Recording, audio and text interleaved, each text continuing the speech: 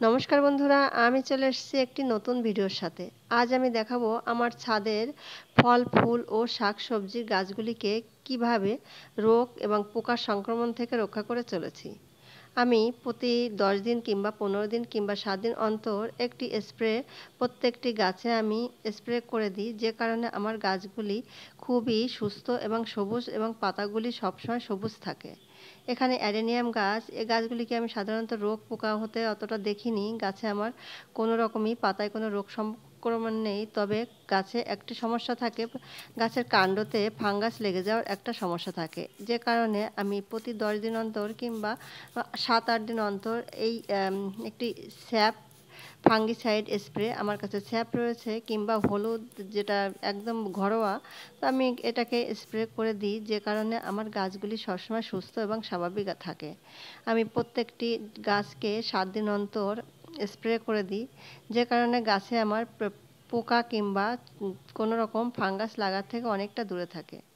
এখন গোলাপ গাছগুলিতে যেহেতু গোলাপ ফুল সিজন শুরু হয়ে গেছে এবং ছোট ছোট শুট ছাড়া শুরু করে দিয়েছে, এখন কচি কচি পাতা আসবে।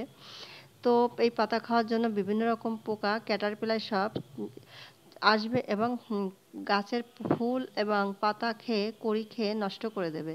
এখানে পাতাগুলি শুকিয়ে যাচ্ছে, যে কারণে আমি ফাঙ্গিসাইড হিসাবে স্যাপ বেছে নিয়েছি এবং 1 লিটার জলে আমি 5 গ্রাম মতো স্যাপ ভালো করে গুলে নিয়ে আমি গাছে সপ্তাহ অন্তর স্প্রে করে দিই, যে কারণে আমার গাছে একদমই কোনো আমি পোকা কিংবা কোনো পাতা ফুটো হয়ে যাওয়া কিংবা শুকিয়ে যাওয়ার ব্যাপারগুলো লক্ষ্য করিনি। এবং যে কোনো পাতা যদি শুকিয়ে যায়, সেগুলিকে আমি পাতার থেকে ছিঁড়ে ফেলে দিয়েছি, যে কারণে আমার গোলাপ গাছগুলি একদম সুস্থ স্বাভাবিক এবং ব্রাঞ্চগুলি দেখুন কি সুন্দর, একদম সতেজ পাতায় ভরপুর। এখানে আমি ফাঙ্গিসাইডগুলিকে স্প্রে করে দিয়েছি। এদিকে আমার ছোট্ট একটি লাউ গাছ, এখানে যেহেতু শীতকাল চলছে, তো লাউ গাছে একটু জাবি পোকার হওয়ার ভয় থাকে। দেখুন ছোট ছোট পোকা এসে ফুটো করে দিয়েছে, যে কারণে আমি লাউ গাছগুলিকেও আমি সপ্তাহ অন্তর স্প্রে করে দিই। এই ফাঙ্গিসাইড এত ভালো কাজ করে যে এখানে রোগ এবং পোকাগুলি আসার আগেই সেগুলি নষ্ট করে দেয়।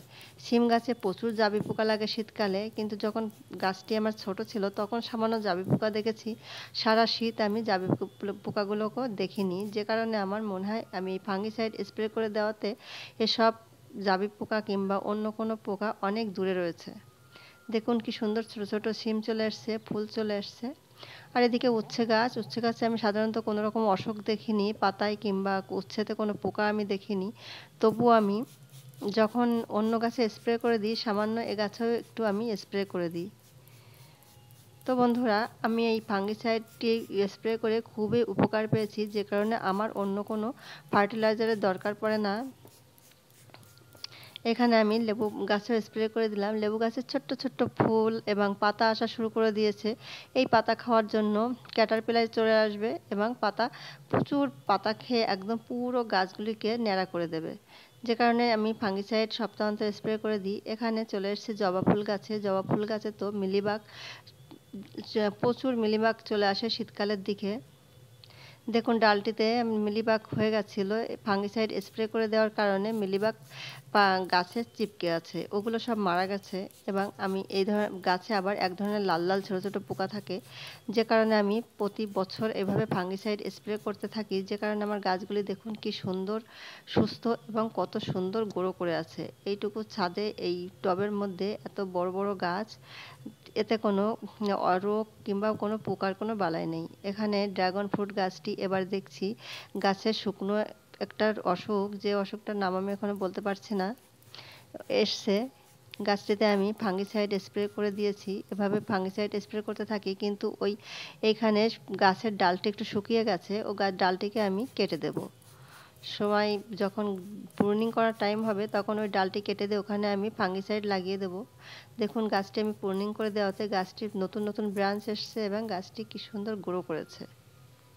বন্ধুরা, এভাবে যদি একটা স্যাপ পাউডার কিংবা অন্য যে কোনো ফাঙ্গিসাইড যদি আমরা এভাবে স্প্রে করতে পারি সপ্তাহ 10 দিন অন্তর, তাহলে আমাদের গাছের পাতাগুলো এরকম সবুজ এবং সতেজ থাকবে এবং রোগ এবং পোকা সংক্রান্ত ব্যাপার থেকে অনেক দূরে থাকবে, যে কারণে গাছের পাতা যদি সবুজ সতেজ থাকে তাই গাছও নিউট্রিশন ভালো নিয়ে গাছকে গ্রো করতে পারবে আর এভাবে সুন্দর বড় বড় ফুলও আমরা পেতে থাকবো।